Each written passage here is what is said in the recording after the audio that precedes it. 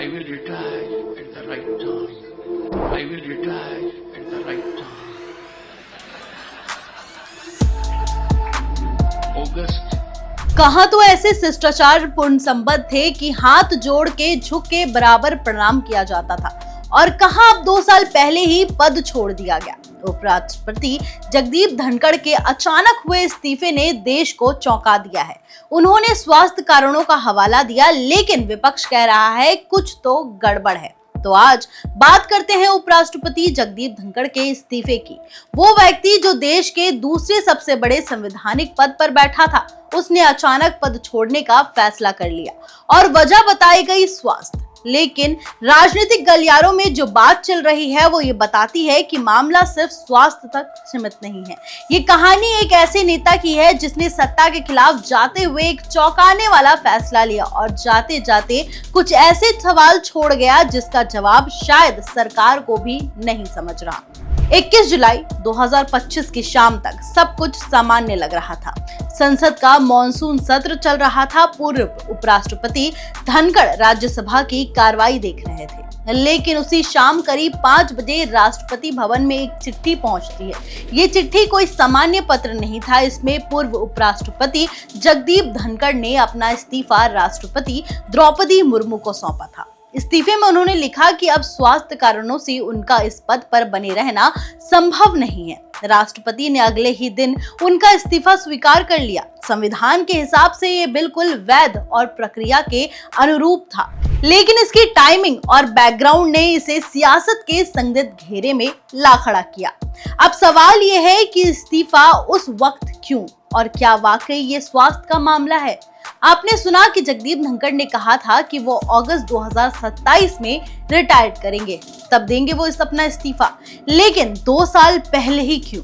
क्योंकि ठीक उसी दिन संसद के भीतर एक घटना हुई थी जिसे लेकर केंद्र सरकार खासा नाराज बताई जा रही है। दरअसल 22 जुलाई को राज्यसभा में एक प्रस्ताव पेश हुआ था जिसमें सुप्रीम कोर्ट के एक रिटायर्ड जज के खिलाफ गंभीर आरोप लगाए गए थे। विपक्ष चाहता था कि इस चर्चा पर बहस हो, लेकिन सरकार इस प्रस्ताव को तकनीकी आधार पर रोकना चाहती थी। सामान्यतः ऐसे मामले में उपराष्ट्रपति यानी कि राज्यसभा के सभापति सरकार की सलाह पर चलते हैं, लेकिन जगदीप धनखड़ ने इस बार सरकार की लाइन को दरकिनार कर दिया और प्रस्ताव को चर्चा योग्य घोषित कर दिया, यानी विपक्ष को मंच दे दिया और सरकार को झटका। धनखड़ के इस फैसले को भाजपा ने अनुशासनहीनता की तरह लिया। 21 जुलाई को उन्होंने संसद के बिजनेस एडवाइजरी कमेटी की मीटिंग बुलाई जिसमें राज्यसभा के फ्लोर मैनेजमेंट पर चर्चा होनी थी, लेकिन इस मीटिंग में ना बीजेपी अध्यक्ष जेपी नड्डा पहुंचे और ना ही संसदीय कार्य मंत्री किरण रिजिजू। ये सीधा संदेश था कि पार्टी अब धनखड़ के साथ नहीं, और यही वो बिंदु था जहां से इस्तीफा की पटकथा शुरू हुई। धनखड़ को शायद एहसास हो गया था कि सरकार उन्हें बाईपास कर रही है, फैसलों में उनकी भूमिका सीमित की जा रही है और पार्टी में अब उनकी राजनीतिक उपयोगिता घट चुकी है। ऐसे में उन्होंने खुद ही रास्ता अलग करने का फैसला लिया। हालांकि बाहर से उन्होंने स्वास्थ्य का हवाला दिया, लेकिन जानकार मानते हैं कि ये कदम राजनीतिक अलगाव का नतीजा था। ध्यान देने वाली बात यह है कि पिछले कुछ महीने से धनखड़ की कार्यशैली में बदलाव देखा जा रहा था।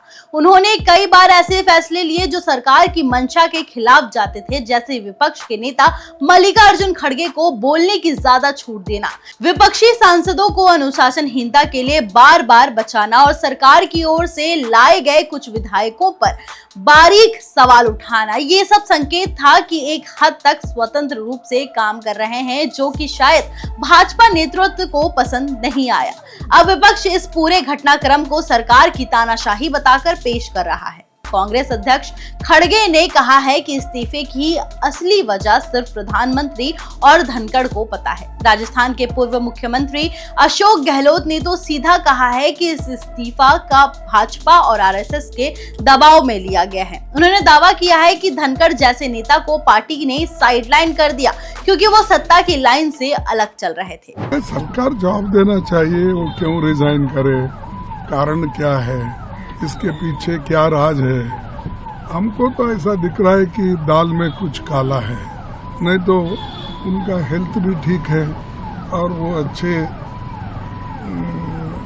हमेशा अपनी वोकैबुलरी को ठीक रखते हैं। लेकिन हुआ क्या, वो हमेशा तो आरएसएस और बीजेपी को इतना डिफेंड करते थे, शायद ही वो खुद आरएसएस और बीजेपी के लोग नहीं करते थे। इतना उनका यानी निष्ठा, लॉयल्टी उनके साथ थी। तो ऐसे वक्त में उन्होंने जो राजीनामा दिया है, इसके पीछे क्या है, कौन है और इसका कारण क्या है, देश को बताना चाहिए। क्योंकि देश के लोग ये जानते हैं कि 140 करोड़ जनता के आप प्रतिनिधित्व करते हैं, तब आपको एक काम करना चाहिए कि आपको दुनिया को या देश को, लोगों को बताना चाहिए। था उस वक्त मुझे लग रहा था, पता नहीं क्यों लग रहा था कि दोनों दबाव में काम कर रहे हैं, और वो सच्चाई सामने आ गई। अब दबाव में काम करने वाला व्यक्ति इस प्रकार से चौंकाने वाला इस्तीफा दे सकता है, मेरा मानना है। अब सवाल ये भी है कि क्या ये सिर्फ एक व्यक्ति का मामला है या भाजपा में आंतरिक मतभेदों की शुरुआत है, क्योंकि पिछले कुछ महीनों में ये देखा गया है कि भाजपा ऐसे नेताओं से दूरी बना रही है जो पूरी तरह से आज्ञाकारी नहीं है, चाहे वो जगदीप धनखड़ हो या फिर हाल ही में केंद्रीय कैबिनेट से हटाए गए कुछ मंत्री हो। राजनीतिक विश्लेषकों का मानना है कि मोदी 3.0 में पार्टी और भी ज्यादा केंद्रीकृत हो चुकी है। फैसले सिर्फ शीर्ष नेतृत्व से ही लिए जा रहे हैं और बाकी सबको पालन करना होगा। ऐसे में जो थोड़ा भी अलग सोचेगा वो धीरे धीरे किनारा किया जाएगा। यही बात शायद जगदीप धनखड़ ने पहले ही समझ ली थी और इसलिए उन्होंने स्वाभिमान के साथ पद छोड़ना बेहतर समझा। अब सवाल उठता है कि उनके बाद कौन? क्या भाजपा किसी नए चेहरे को सामने लाएगी जो पूरी तरह आज्ञाकारी हो, या फिर विपक्ष इस मौके का इस्तेमाल करके कोई साझा उम्मीदवार सामने लाएगा? फिलहाल इन सवालों के जवाब भविष्य के गर्भ में है, लेकिन एक बात साफ है कि उपराष्ट्रपति का इस्तीफा केवल एक व्यक्ति का नहीं है, एक विचारधारा और सत्ता के बीच के टकराव की कहानी है, और ये टकराव संसद से लेकर पार्टी दफ्तर तक आने वाले दिनों में और तेज हो सकता है। इस वीडियो में फिलहाल इतना ही, मिलते हैं अगली वीडियो में, तब तक के लिए धन्यवाद।